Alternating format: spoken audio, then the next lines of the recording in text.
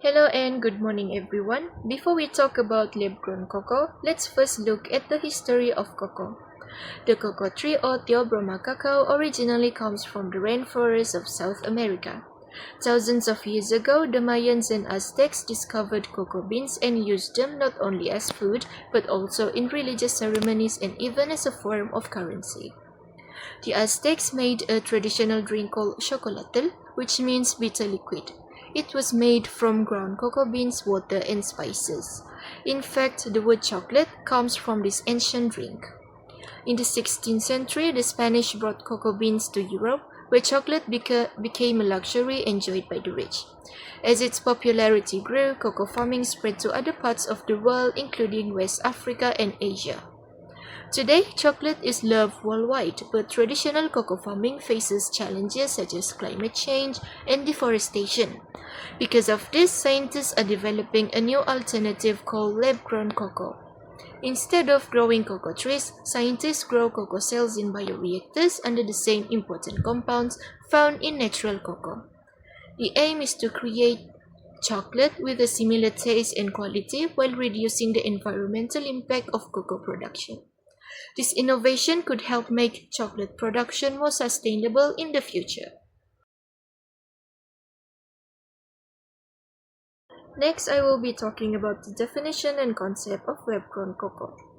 What is lab-grown cocoa? Lab-grown cocoa, also known as cell-cultured or cell-based cocoa, is cocoa produced by growing cocoa plant cells in a controlled laboratory environment rather than cultivating entire cocoa trees. Scientists collect a small number of cells from a cacao bean or cacao plant and place them in a nutrient-rich growth medium inside bioreactors where the cells multiply under carefully controlled conditions. The resulting cocoa biomass contains the same key compounds responsible for the flavor, aroma, and texture of conventional cocoa. It can then be processed into cocoa powder, cocoa butter, or chocolate products. Unlike artificial chocolate or chocolate substitutes, lab-grown cocoa uses real cocoa cells, making it a genuine cocoa product produced through a different cultivation method. This technology aims to reduce dependence on traditional cocoa farming while addressing challenges such as climate change, deforestation, crop diseases, and unstable cocoa supplies. Next, I will be explaining about cellular agriculture in food production. Cellular agriculture is a branch of biotechnology that produces food directly from animal, plant, or microbial cells, instead of relying on conventional farming or livestock production. It combines cell biology, tissue engineering, and bioprocess technology to grow cells in controlled environments, allowing food to be produced more efficiently and sustainably. For plant-based products such as cocoa, cellular agriculture involves culturing plant cells in bioreactors to produce valuable food ingredients without growing the entire plant. Cellular agriculture has a wide range of applications in the food industry, including cultivated meat, cultured dairy products, egg proteins, and plant cell cultured foods. These innovations aim to improve food security, reduce environmental impacts, and create a more sustainable food production system while maintaining the quality and functionality of conventional foods.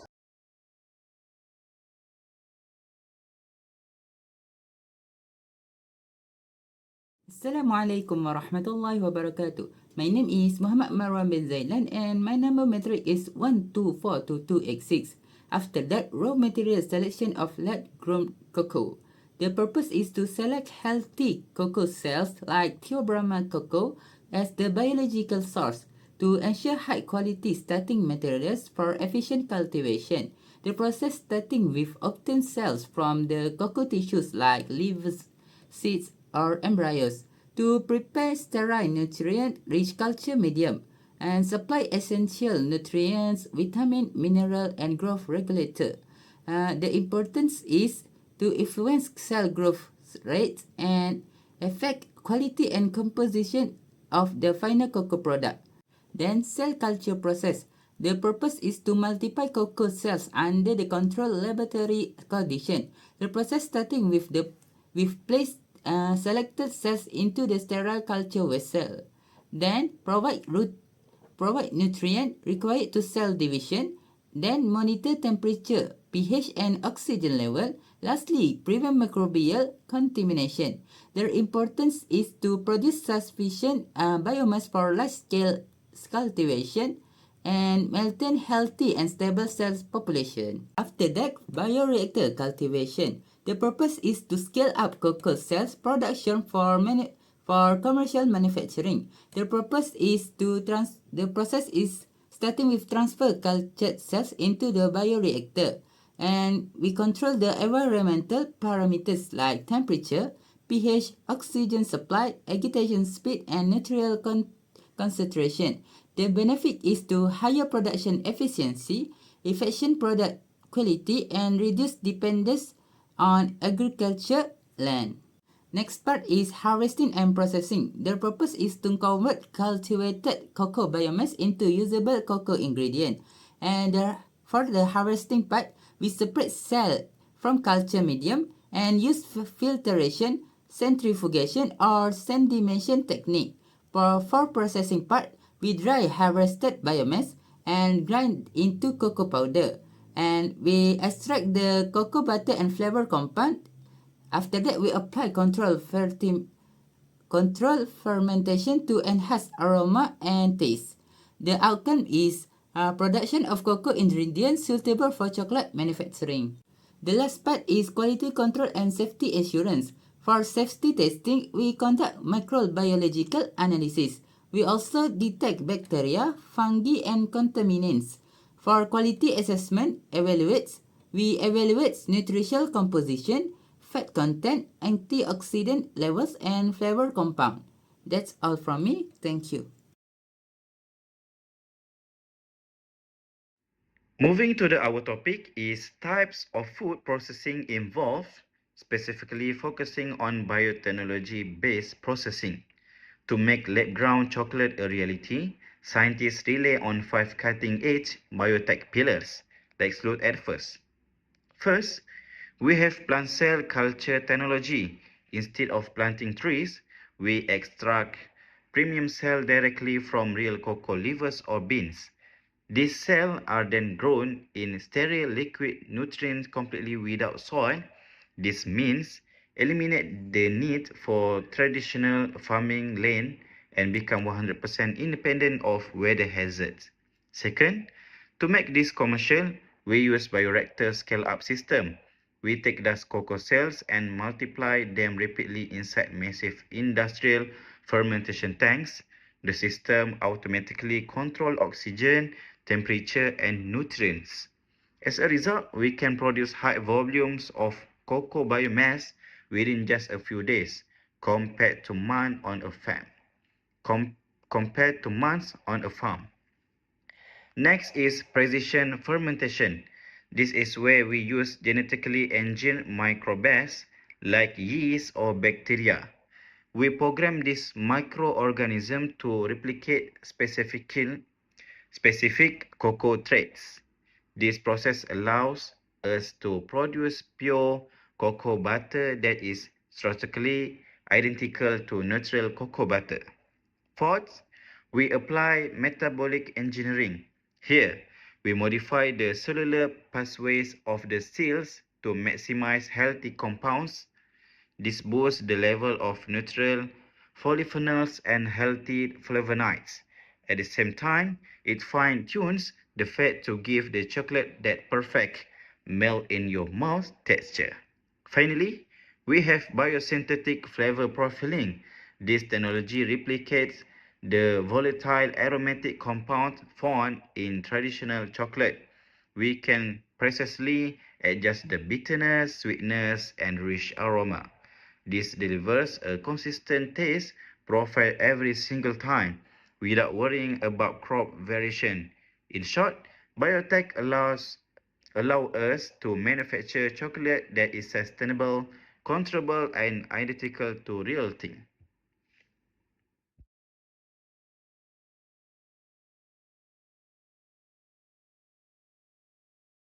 Assalamualaikum warahmatullahi wabarakatuh. My name Muhammad Adi bin Sahimi, number metric 1242285. Today I will explain about the nutritional composition of lab ground cocoa.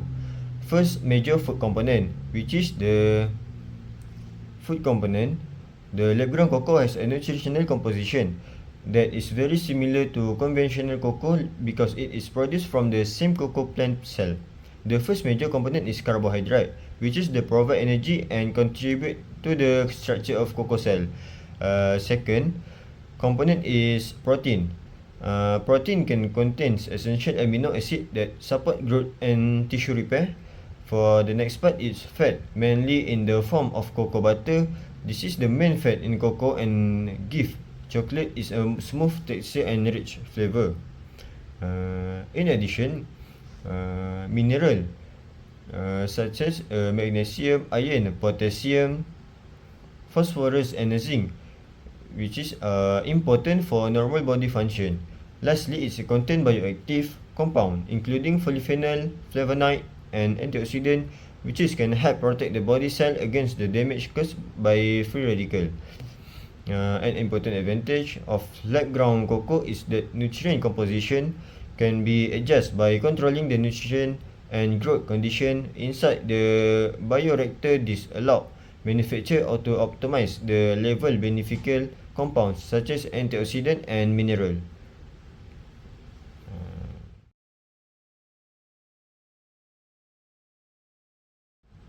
After that, let's compare lab-grown cocoa with the conventional cocoa. In terms of source, lab-grown cocoa is produced from a cocoa cell culture in a controlled laboratory or bioreactor. But the conventional cocoa comes from the cocoa beans grown on a plantation. For nutritional content, both have a very similar nutritional profile because they originate from the same cocoa plant cell. However, the nutrient composition of lab-grown cocoa can be controlled and optimized, while conventional cocoa depend on factors such as the cocoa variety, soil, quality and climate. Looking for the polyphenol, lab-grown cocoa allow scientists to optimize antioxidant level through controlled growth condition. In contrast, conventional cocoa naturally contain high level of polyphenol, but this level vary between harvests.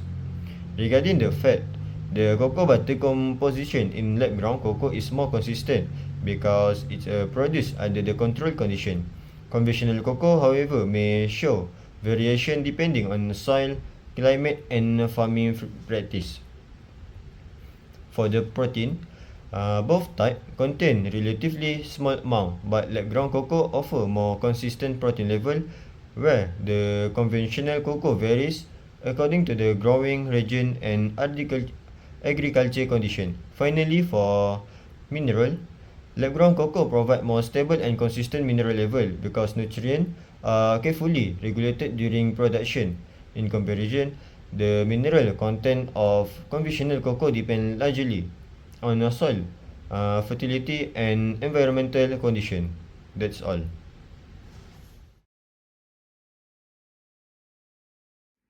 Next, let's look at the bigger picture. Every innovation has its two sides.